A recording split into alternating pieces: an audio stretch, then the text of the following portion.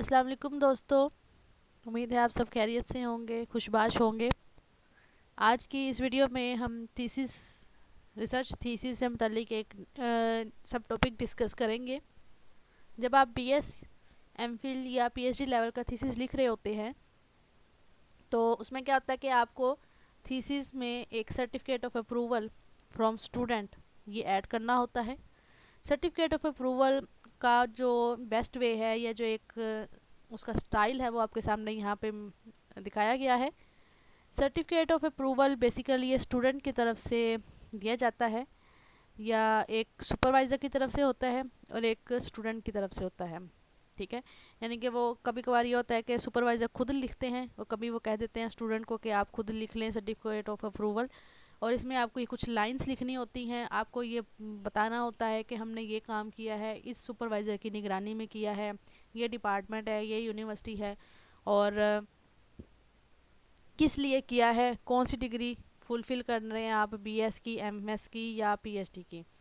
तो बस ये दो तीन बातें बतानी होती हैं। उसके बाद आपको सिग्नेचर करवाने होते हैं इंटरनल एग्जामिनर के, एक्सटर्नल के और हेड ऑफ़ डिपार्टमेंट के, जो भी आपका डिपार्टमेंट है, केमिस्ट्री का है, फिज़िक्स का है, मैथ का है, वट।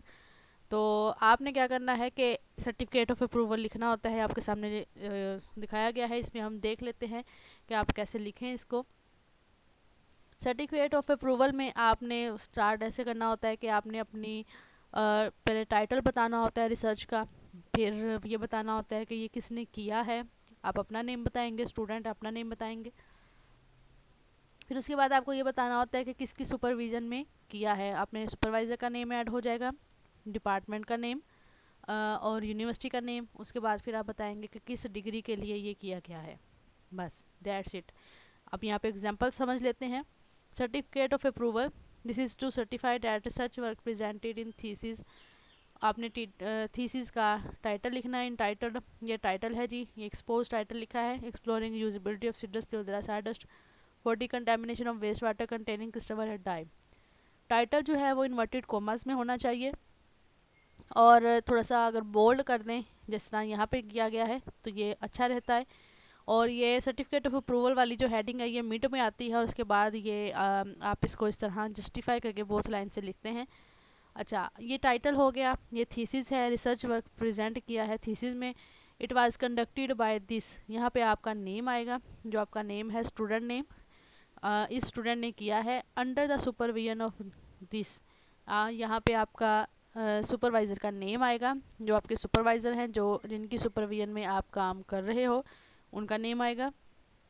फिर आगे आएगा लेक्चरार हैं जी, यहाँ पे उनके नेम के आगे कोमा लगा के अपने लेक्चरार हैं, लेक्चरार लिख दें। असिस्टेंट प्रोफेसर हैं, असिस्टेंट प्रोफेसर लिख दें। एसोसिएट प्रोफेसर हैं तो आप एसोसिएट प्रोफेसर लिख दें, यानी कि उनका रैंक लिख दें कि वो किस रैंक पे जॉब कर रहे हैं।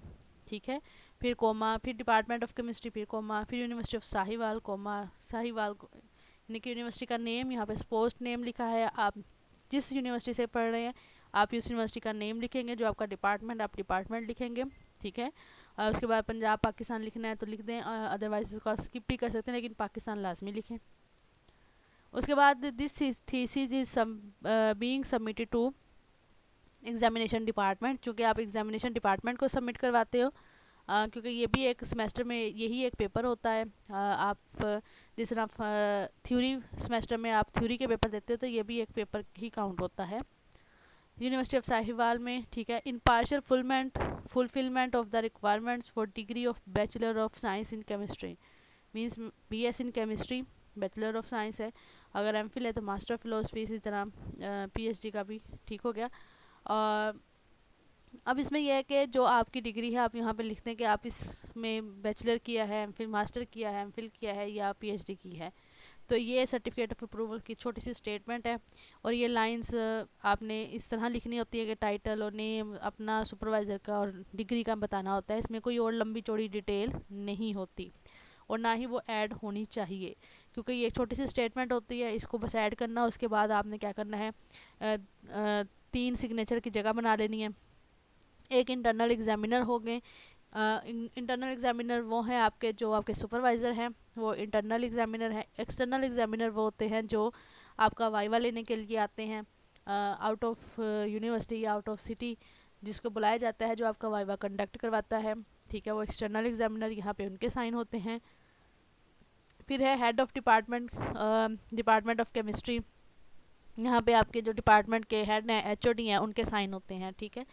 और अगर इनके अलावा इंटरनल एग्जामिनर में अगर आपके एक सुपरवाइज़र है तो आप इनको इंक्लूड कर दें। अगर एक से ज़्यादा सुपरवाइज़र हैं, जिनको को सुपरवाइज़र कहा जाता है, तो आप उनकी डिटेल भी ऐड कर सकते हैं। बल्कि उनका यहाँ पे एक इसी तरह का ये लिख के ऊपर लाइन लगा सकते हैं, यानी कि को सुपरवाइज़र, उनके सिग्नेचर फिर वो भी यही इसी पेज पे ही होंगे अगर आपके को सुपरवाइज़र हैं तो। अदरवाइज़ अगर आपके एक ही इंटरनल सुपरवाइज़र हैं तो फिर एक ही आपको स्पेस बनानी होगी। तो ये सर्टिफिकेट ऑफ अप्रूवल है, जो आप जिस भी टॉपिक पे काम कर रहे हो, रिसर्च कर रहे हो, आपको उसके लिए ये बनाना होता है, लिखना होता है, और इस पे इस तरह के साइन होते हैं। तो ये आपके सामने एक छोटा सा टेम्पलेट रखा था ताकि आपको क्लियर हो जाए, कन्फ्यूजन दूर हो जाए कि सर्टिफिकेट ऑफ अप्रूवल कैसे लिखा जाता है। तो that's all about today's video. अगली वीडियो में हम सुपरवाइज़र की तरफ से जो डिक्लेरेशन होता है उसको डिस्कस करेंगे। तब तक के लिए अल्लाह हाफिज़।